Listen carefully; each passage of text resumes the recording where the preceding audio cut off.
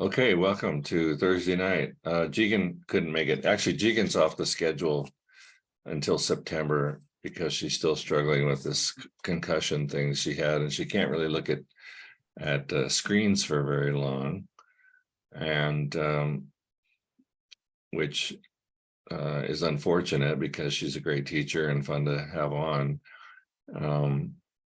Although personally, I could probably do with less looking at screens myself.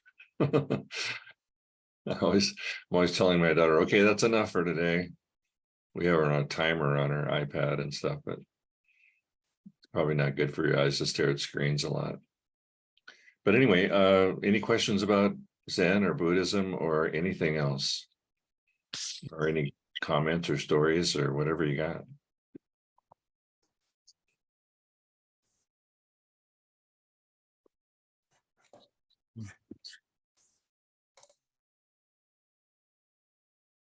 Well, if nobody else has anything, I was curious about sitting zazen, like with depression or with like anxiety, whatever big feelings can come up that feel overwhelming. Yeah. And we were talking before we were recording about climate change. I think that sitting with the whether you're on the side of climate change activists or whether you're on the side of climate denial or whether you're somewhere in the middle, sitting with the unacknowledged pressure that's there that often drives human beings to action one way or the other when we're woefully inadequate to do anything about our situation, yet we're pushed to do something in this and that. It seems like that sitting is important to kind of get underneath all of that and to get down to the solid foundation of, say, who I am as a human being, and then not be buffeted by the waves of the storm or however that is. Yeah. Well, Sam, I could say one thing about that. Excuse me.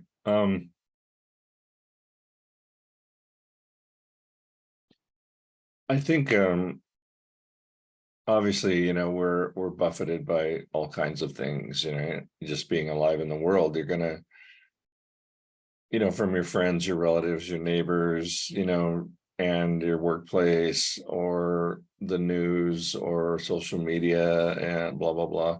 And you know, everybody's got an opinion, right? And everybody thinks you should agree with them.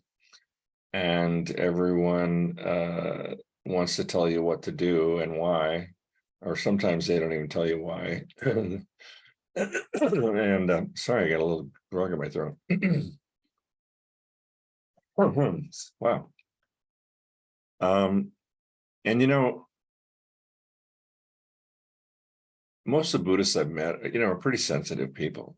They're, I don't mean sensitive that they're fragile or anything, but they're just aware, right? They just have their eyes and ears are open, and they are listening to people, and they're thoughtful, and there's so much now that we're getting bombarded by. I think one of the things I saw kind of a funny little cartoon the other day where there was a man and a woman and their little baby, and she said, it said me 20 years ago. Oh, I think we should, move into the city where we can and raise a family. And then it said, me now, we should get as far away from civilization as possible to raise a family. Right. And I get that feeling, right? We live in Sandy, which is a suburb of Salt Lake, and it's a city, and there's just sort of inherent energy, here of all the hustle and bustle and everything. And even if I try to shield myself from that, it just kind of comes in, and so we're naturally going to have reactions. We're going to have emotions and thoughts and all sorts of things about that. And when I go to meditate, I found out early on that when I first started meditating, that just sitting down and being quiet, the first thing that happens is those thoughts and feelings become sort of amplified. And I think it's because they're at the same level they always were, but when I quiet down, they seem louder. Does that make sense? And Mhm. during the regular day, I can distract myself from those things. I stay busy at work, or running around doing errands, whatever, studying, and so those, because I'm busy and I'm busy in my mind and doing all these things, I don't really notice in a way how busy my mind is. And then when I go to meditate, or when I used to, those things felt amplified, when actually it was just that I sort of got quiet enough that those things were just seemed very dominant. And it was a struggle. And it took a long time for me, years, to I'm not quite sure how to put it, but to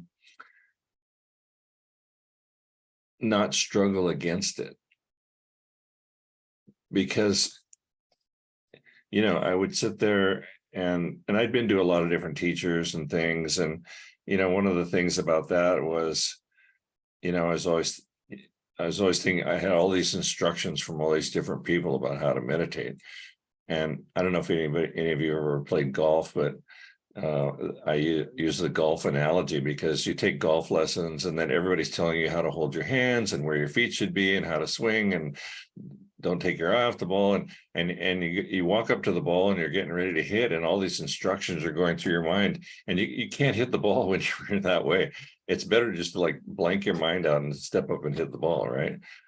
And so when I had all these things in my mind about what I should be doing in meditation and how I should be dealing with thoughts, and I should have an aspiration to be enlightened, or I should have an aspiration for Satori or Kensho or whatever anybody wants to call it, enlightenment experience, awakening. And I should hold my body this way, and I should hold my hands this way, and different teachers would say different things about all that.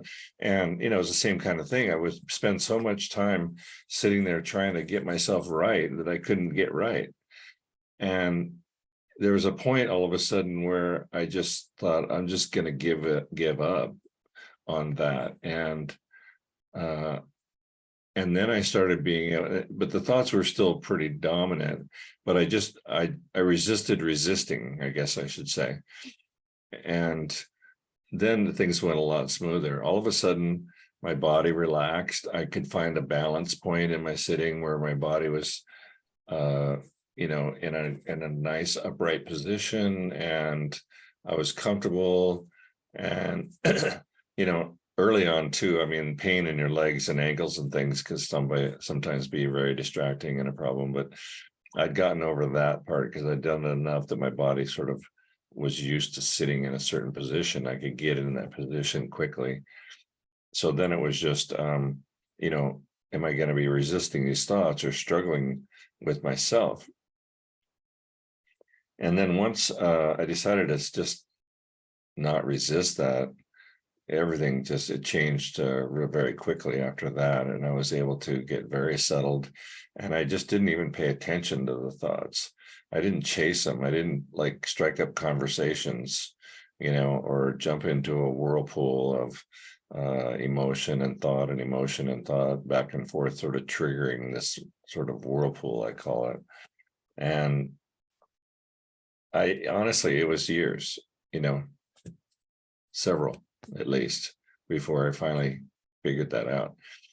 And so I hesitate sometimes when people ask me, well, how do you meditate? It's like, oh God, I don't want to burden this person with all these instructions. So I have a fairly simple sort of thing that I say if somebody asks me. But the main thing is, whatever you resist is just going to resist back 10 times harder.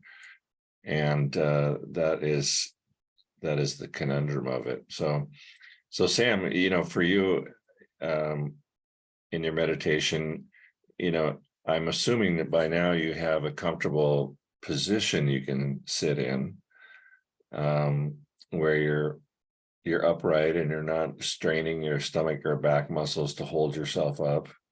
You know, that you can find a balance in your spine and your body. and now you're on to the task of what to do with these thoughts and feelings that come through.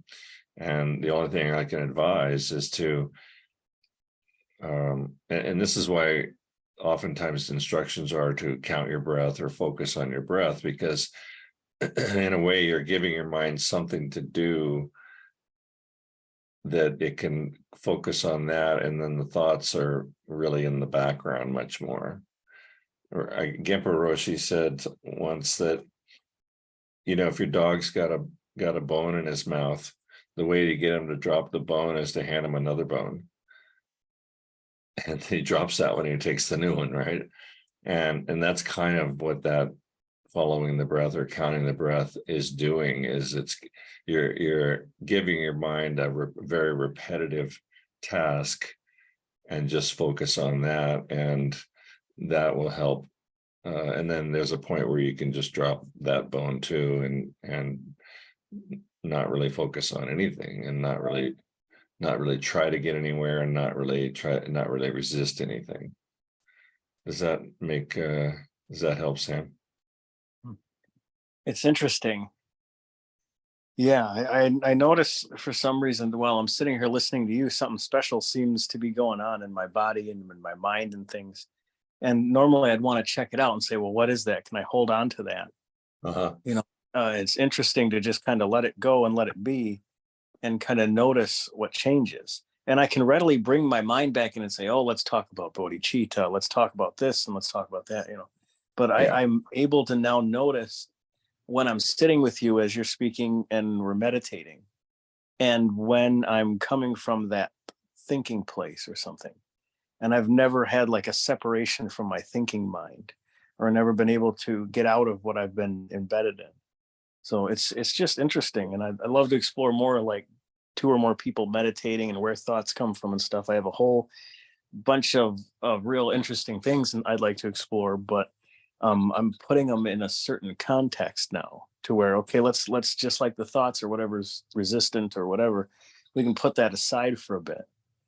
And I don't know. And recently, stuff's happened in my mind where something's changing and things, but my mind's never been able to compartmentalize and say, okay, this is stuff we can set aside. Yeah. So it's Yeah. it's Don't try interesting. to, that's the thing. Don't try to compartmentalize. Don't try to wall things off. Don't try to, don't take up a question like, what is bodhicitta, or what is this, or any kind of, you know, uh, spiritual type questions. No, don't do any of that. Hmm. Those things you can do when you're studying, you know. Yeah, right. When you're not meditating, go read a book about that, or give that some thought, and that's you know, studying is fine. But don't take your study into your meditation. Your That's meditation interesting. is strictly there to relax everything away. Just relax, physically and mentally. Relax and let go that, and just, as soon as you feel you're tightening up around a thought or an emotion or a physical sensation, just realize what you're doing, and then just consciously relax that thing. If it's a muscle or a thought, just relax it away. And So I'm interested. There's maybe a time when I use big mind and I can go into bodhicitta and imagine, you know, having a conversation with you about it and do the imagination exercises, all that kind of stuff. And that's all well and good, and big mind and whatever. And then meditation is a separate thing, you know, where we just relax. Because I've never been able to say, okay, I'm speaking as big mind and I'm relaxing and I'm meditating and I'm this. It just seems totally different. yeah, Is see, that because no, yeah, that's a mistake. You don't want to say, well, I am anything. I am big mind. I am non-seeking. I mind. I am anything. You don't say, hmm, don't apply any labels. Don't apply any thoughts. Don't apply any trying to get somewhere. trying to effort. Don't Hmm. do any of that. Wow. I learned something today. Those are all, they're all traps. Those are traps. And the thing is, Huh. if you relax enough and just let go enough, the world of whatever bodhicitta is or whatever big mind is, it just will reveal itself to you automatically. You can't get there by trying to get there. Does that make sense? It seems counterintuitive because, we're particularly Westerners, we're so driven to accomplish, right? We want to accomplish whatever it is.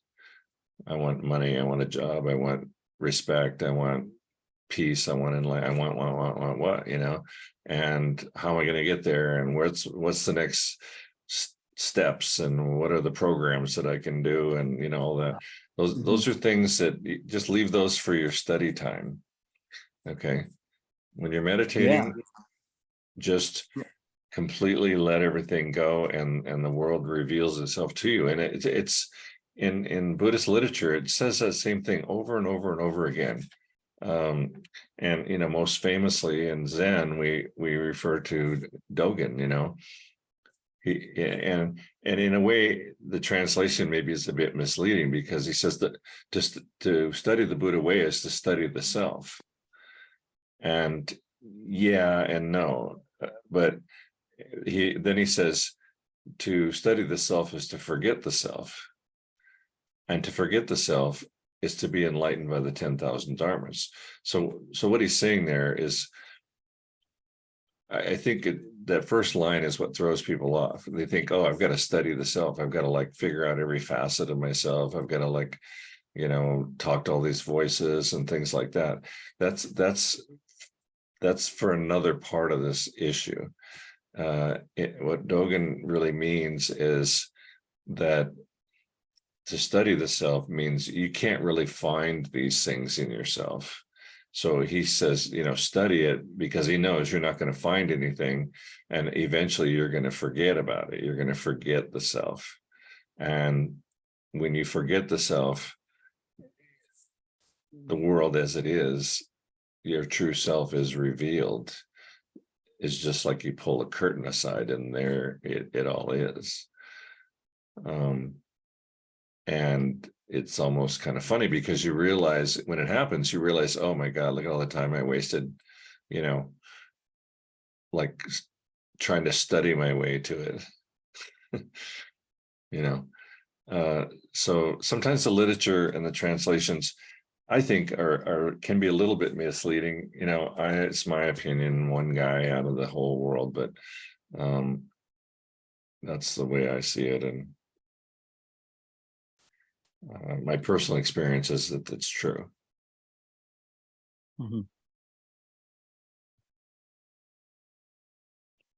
And I've read a ton of Buddhist literature and Zen literature, and done a lot of koans, and I've done all that kind of study stuff.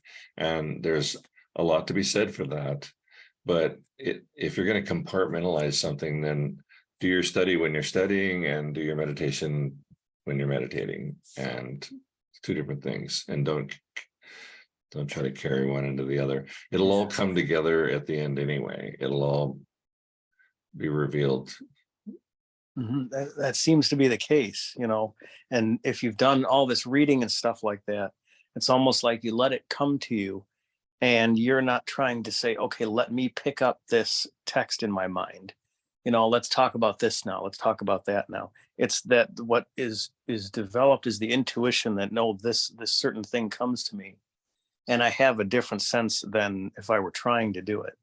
It's really quite interesting. It's a subtle perception I haven't had so far. So yeah. And what the study does, reading literature and reading even modern literature like Thich Nhat Hanh or the Dalai Lama, or even even preparing for a download. Those things, can get you filled up with a lot of concepts. Like if I say bodhicitta to you, Sam, explain to me what bodhicitta is. It's exchanging yourself for other. That's a concept. And it very much is. It's just another concept. It's just another concept in the world of conceptual thinking, which is the antithesis of what meditation is about. Now, when you have that awakening, you'll know what bodhicitta is, and it won't be anything like your concepts. Mark has it. Mark says, if you're not really surprised by an awakening you have, then it's not an awakening, because it's different than any concept you could ever have. I'm going to let Belinda just joined us, so I'm going to let her in. So, well, that bodhicitta is nice when it happens for us. And it's so funny, Bruce, I can feel myself standing in the way of it for us. As I was saying, it's self and other. I noticed that mind, yeah. And so for me, it's real experiential tonight, and embodying and learning what it is. And it's like a whole new chapter. Bodhicitta is not a thing. Right. It's a mind. And well, no, it's not that either. You can't label it. You can't label big mind, really. But even saying big mind is a concept. Yeah, I can feel that. And all these things we do with the big mind process, like we speak to the vulnerable child, or we speak to fear, or we speak, we're basically speaking to, we're speaking from our concepts of it, but we're doing it in such a way that sort of removes it as a concept in a way.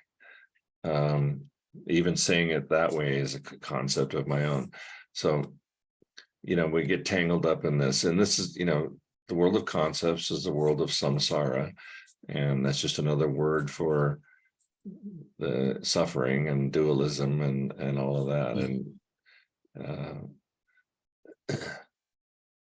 it's beyond all that, and it includes all that, but it's not describable. It's not conceivable. Well, you're right on, because I can tell in my heart, I can feel that bodhicitta is not in my heart somehow. And I can understand that I can't try to make it happen. And it is exactly as you say, that it is beyond concepts for me. Yeah. But and I really appreciate you being here. Yeah. Because look at this a different way. It is in your heart. You can't escape it. You see it? Yeah, you can't escape it. We are of this universe, and we can't escape that. We just think we are not connected to it, or that we're separate from it. We're actually not separate from it. It's not that we are separate and we have to go get there. It's that we just don't realize that we're not separate, and that we can't escape it. It's a pre-existing condition. You're already there. Everything is already there. There's nothing to go get. Okay. The only thing you do is drop all the concepts, and then that is revealed to you in a kind of astounding way. Okay. So sometimes, Zen, you got to kind of think inside out or upside down or something. Okay. Well, and I don't want to take up much more time. I know we have some ladies here, probably have some questions and stuff, but I appreciate it tonight. Yeah, you're welcome, Sam. Going good. And I'm sorry if it sounded like I was haranguing you, but no, I'm gonna have more productive dreams because of this, man. You're doing okay. Maybe I was haranguing a little bit, but anyway. Okay. Anybody else? Hi, Belinda.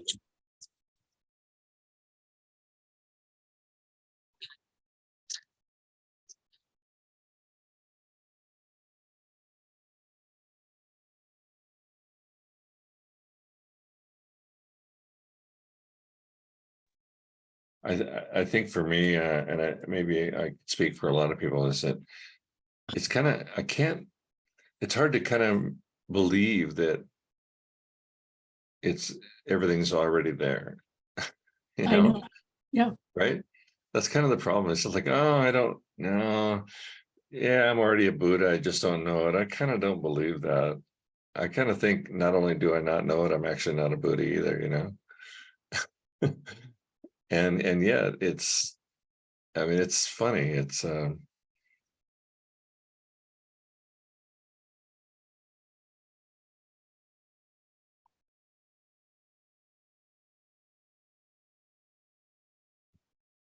yeah, Jody.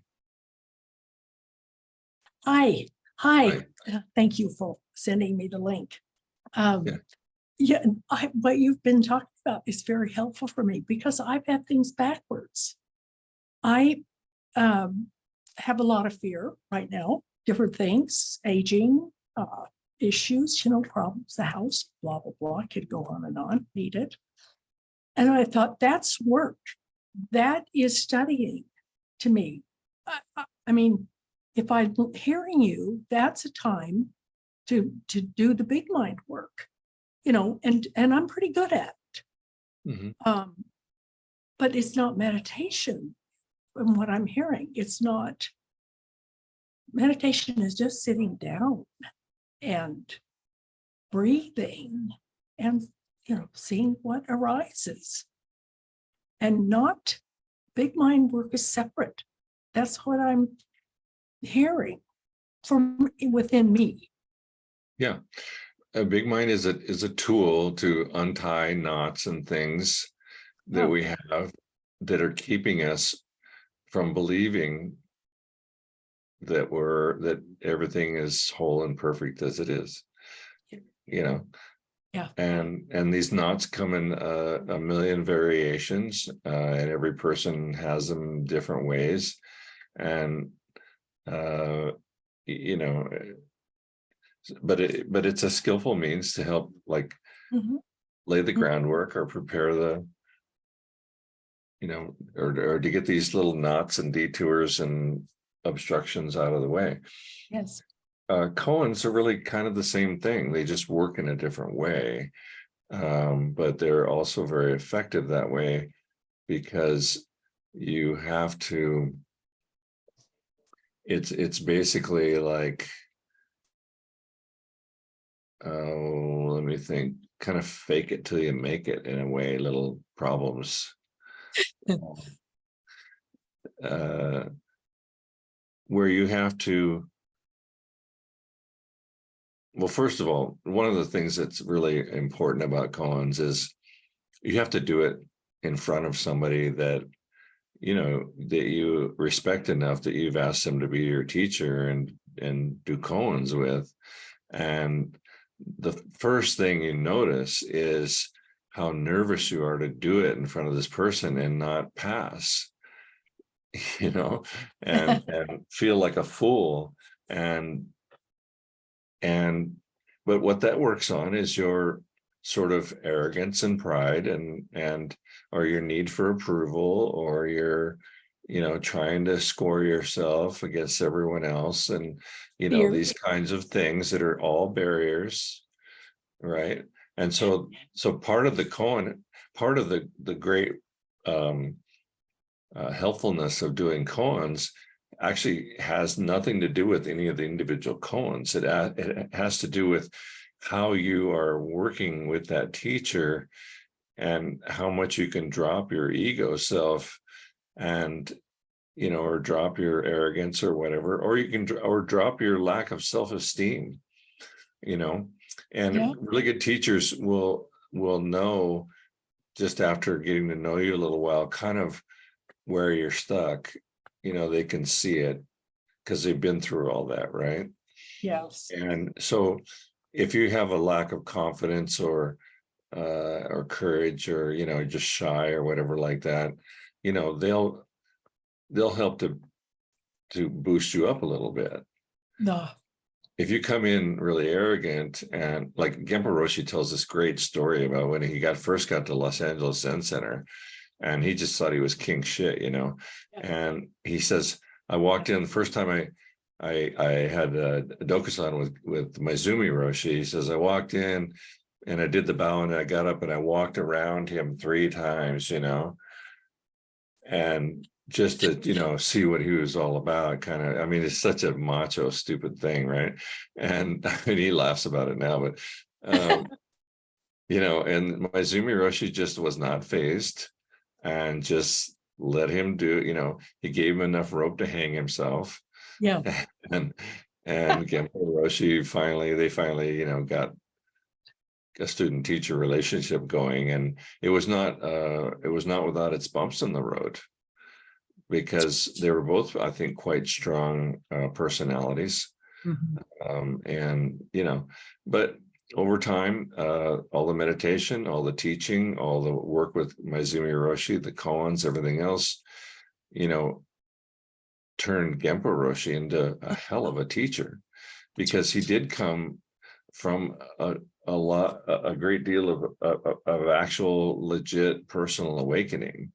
It's just that his ego, needed to be tamed a little bit, and he had to tame it himself, of course, with the help of Bernie and Maizumi Roshi and the other students there. Yep. And so koans is a lot of how it molds you and prepares the ground for you, is in that interaction. And how can you come in and maintain equanimity and not be prideful, or not be trying to seek approval? How can you drop all these things Yeah. and just do the koan, right? Yeah. And not become attached to whether you're going to pass or fail. And it's easier said than done, and I mean, for me too, I still get a little nervous when I'm doing it with Roshi, even though he's been so good to me for so many years. I still harbor a little of that, but I'm also aware of it too. So I know that, I mean, that's part of it too. You become aware of your games, and your manipulations and all of that. And just becoming aware of anything tends to diffuse the power that thing has. It's true. Right. So Mhm. back to big mind again. Exactly. It diffuses the power that these things hold over us. Mhm. And they're things that we've chained ourselves to. So there's nobody can fix it but ourselves, in a way, right? Yes. But a good teacher and a good sangha can really speed the process up. Back to the actual koan that you might be doing there, the answer to every koan is really how much do you really embody, or can you be that koan? And it's not something heady. It's not that you are going to explain some incredible principle that you just discovered. It's really just about that particular little snapshot that they present in the koan. And what is that? What is that snapshot really, and how is it you? And how do you express it? Yes. So all these things have their role to play, but you can't do it all at the same time, but you can in some ways. I mean, sometimes some koans are really good to just, if once you're good enough at meditation where you can just really drop a lot, I mean, you're just sort of like really settled and really kind of deeply focused. You can sort of raise the koan in your mind in a way and just let it sit there. You're not trying to think it out or figure it out. You can just sort of let it sit there in front of you in a way. And oftentimes you'll just go, oh, I get it. Duh, but all these practices take time and effort and good intention, and self-honesty is a huge part of it. It is. Yes. Yeah. Yeah. Well, thank you. Thank you for that. You're welcome. Yeah. Yeah.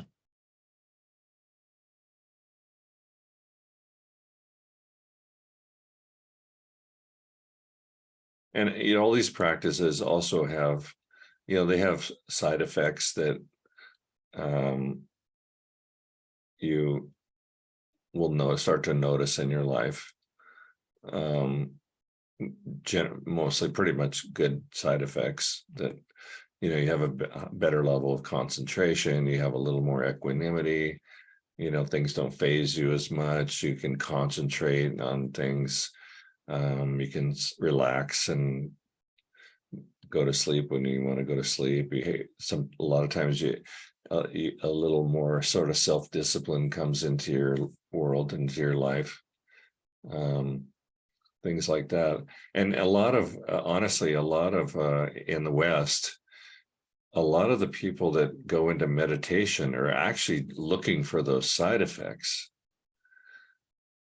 They come to it going, oh, I need peace in my life. I need to be able to focus. I need to be able to concentrate. I need to have a better balance, or, have more equanimity, not be fazed by everything, not be pushed around by my mind or by the world events and things.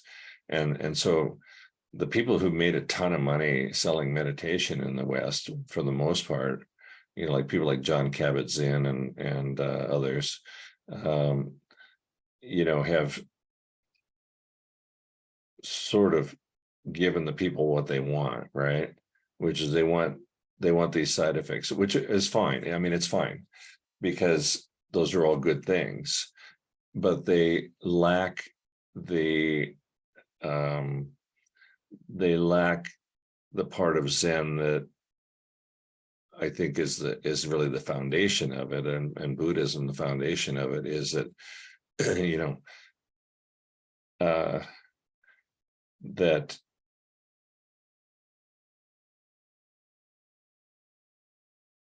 that we're trying to realize the world as it is and our own true self. And we're not just trying to make our outward life, a little easier and nicer and make more money or whatever like that, or have a better love relationship. Those things are all good, but those are side effects of a strong practice, and not an end in themselves.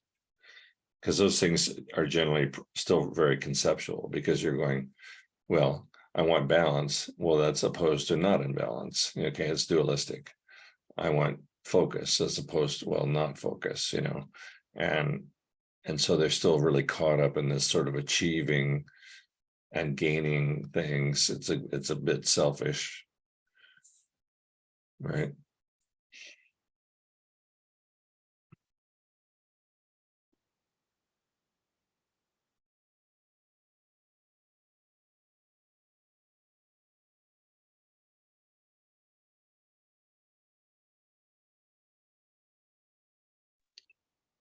Okay, so I wonder if what you think about using Big Mind to speak to Genpo Roshi.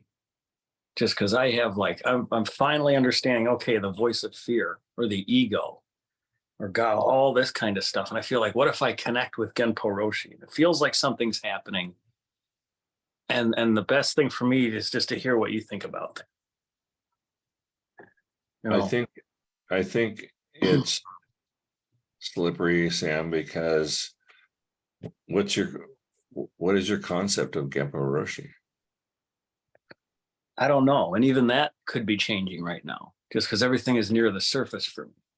I mean, he's like all of us, really, is sort of also unexplainable, undefinable, unpinned downable. Right.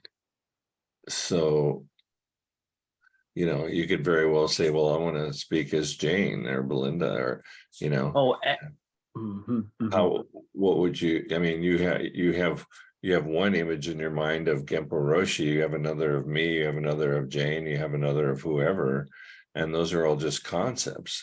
And your concepts aren't anywhere near what that person really is. Mm-hmm. It's just it's a falsehood. I mean, it's just right. A self-deception.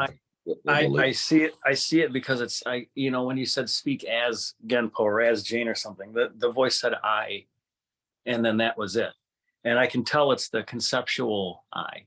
I don't even know, they talk about the conceptual I in religion and things. I know I'm at the level of concepts, but it's just interesting that maybe I can use these mental representations to ground me when there's just a whole lot of shit going on. And there's finally, it's not stuck anymore. And there's movement to be able to, okay, all this stuff's going on, but at least it's moving, not just the same spiking activity over and over. But now there's something to be paid attention to. But that I that shows up, I can tell it's a conceptual one. And it's something's telling me it's not quite appropriate for I guess for a talk tonight. It's just not, it won't make sense, or it's too I would say, the self is too stupid, you know? it's not stupid. It may be diluted, but it's not stupid. Well, and I don't even mean Sam, just duh, you know? But Sam, speak as Sam. As Sam, I'm strong. I don't know. Whatever it is, I speak as Sam, you know, when you speak. Right. Okay, Jane's got her hand up. I want to call on her. Yeah, please. Okay. Go ahead, Jane. Well, Sam, as I listened to you talk, I was reminded of something that Roshi said to me at the Seishin about a very natural and understandable stage of practice. Because I was noticing how much I project my own capacities on other, you know, like him or other people in a so-called position of great knowledge and wisdom. Right. And he said, well, of course, you know, that's a stage, because we seek it in others until we start realizing it in ourselves. And it can actually eventually over time help us see it more in ourselves. I mean, that's what I got from what he said. And that was helpful to me. So all I would say to you is, I'm hearing some judgment towards yourself about it, and, you know, just pointing that out to you. Not hopefully in a way that's not judgmental, because I don't mean to be or intend to be. I'm trying to hear what you're saying. So. Well, we're all constantly judging ourselves, aren't we, Jane? I think I Yeah, certainly. Yeah, I mean, I totally agree, but I think the basic question I'm hearing, and I may be misunderstanding and not getting it, you know, that's very possible. The basic question that Sam, you may be asking, seeking, if it has something to do with seeking out wisdom in other people for yourself, it's understandable. That's a very understandable thing to me. I mean, I've spent much of my life doing that. And the way Roshi framed it to me, you know, in May, was that that's a step, an important step, you know, to more realization about your own wisdom and, you know, capacity to awaken and all of that. That was my interpretation anyway, for what it's worth. Yeah. Yeah. I'm going to have to speak to Sam more often, I guess. You know, but I do appreciate it. You know, I can sit and be open to other people and even seek their wisdom and do all this kind of stuff. But how do I say it? I don't know. It's that I can empty myself out maybe and just be more available for this life process, you know, and not have to like struggle so much. But I don't know. This is sort of a personal thing for me that I don't know if we, you know, in Zen, if we share vulnerability in this way, or I share, oh, this is feeling real tough for me, or oh, whatever it is, you know, we're here to listen to Bruce, and we, you know, it's not quite, let me figure out my own dharma, or let me this. It just doesn't feel sort of comfortable here to be like, okay, let's share in this way. I appreciate that we are, but just something underneath goes screaming, no, don't do this. This is not right. Let's get back on track with dharma and Bruce and everything. And so I don't know, maybe I'm just for the first time getting in touch with fear or ego or whatever it is. And boy, oh boy, you know, it's okay. But I don't know. How do you feel about that, Bruce? Like my confusion of whether this is okay or not, or is it Zen? Yeah. Or what, you know? I think it's natural.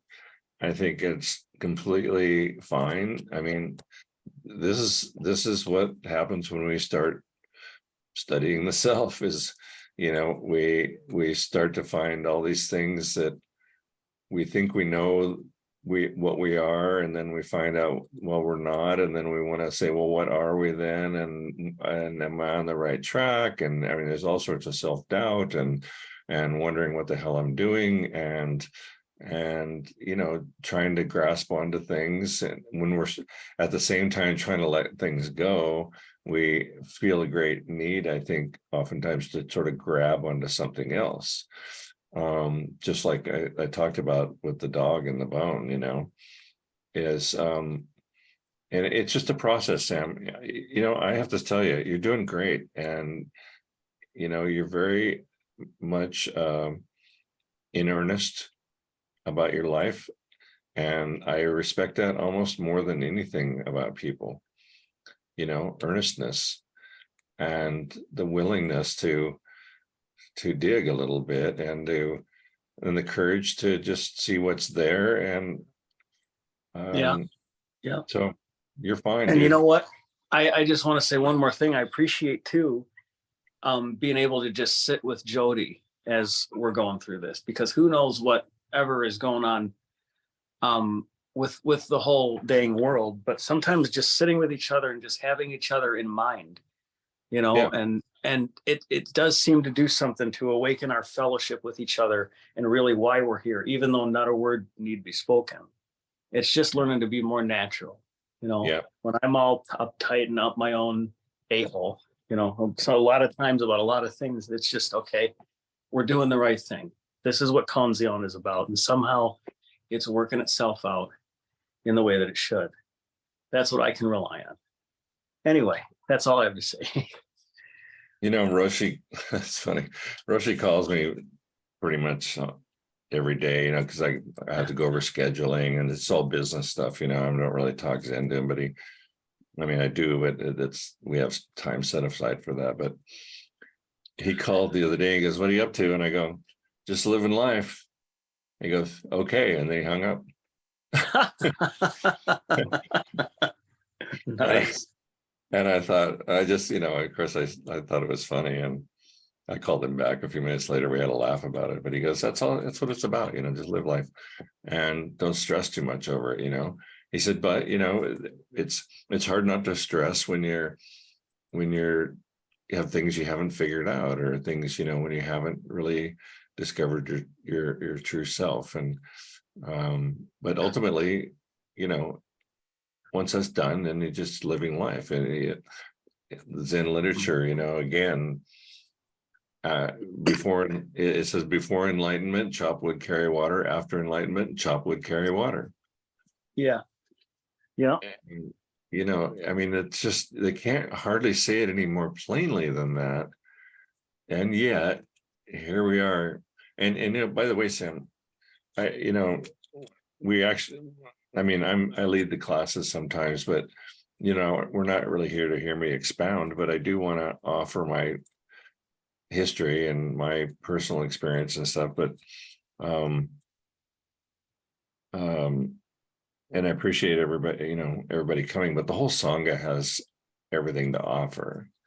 And that's one of the beautiful things about Sangha. I don't sit and think about this stuff all day, but when I get together with you guys, it's super nice. I get a really good feeling, and I don't know. Yeah, I'd love to talk to you about that more. I think what you're sharing with us is the same earnestness that you see in me, and it's real life affirming, especially as men. I think kind of learning our place in the world and earning our place in the world.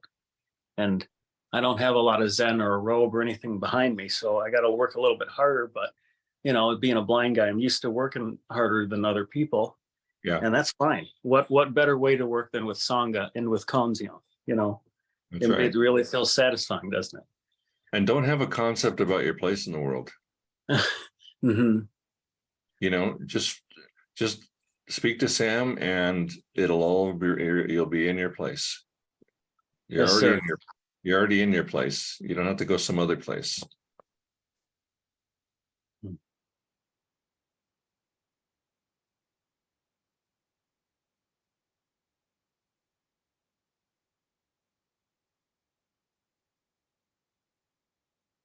Okay, well, anything else? We're about the end of the hour. I'm not trying to cut you off. I just, if you got more, great. And if I'll keep going, and if not, go live life. If I've stood in the way of anyone's share, I'm sorry, and please do speak up. Sam, you're fine. Don't worry about it. I have to be super conscious of that. No, well, everybody here is, they're all grown-ups and they can raise their hand. Okay, Thank so, you. Okay. All right. All right. Good night, everybody. Night, guys. See you soon. Hey, well, let's see. There's one other thing I wanted to say.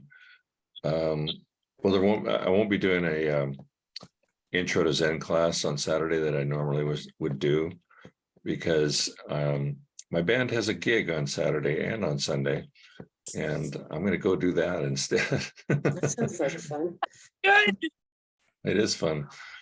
Did you have a comment, Jane? Yeah, just a real quick thing, and I can just email you, but I've been taking notes that, and keeping quotes that I thought are particularly pregnant, resonant with power and meaning of, Roshi.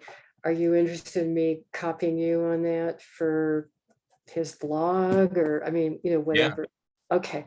Yeah, no, we're happy to take content, and sometimes we don't do anything right away, but we keep it in the files, and Mark and I Okay. go over stuff, and we sometimes pick things out, and we love the feedback and the help with that.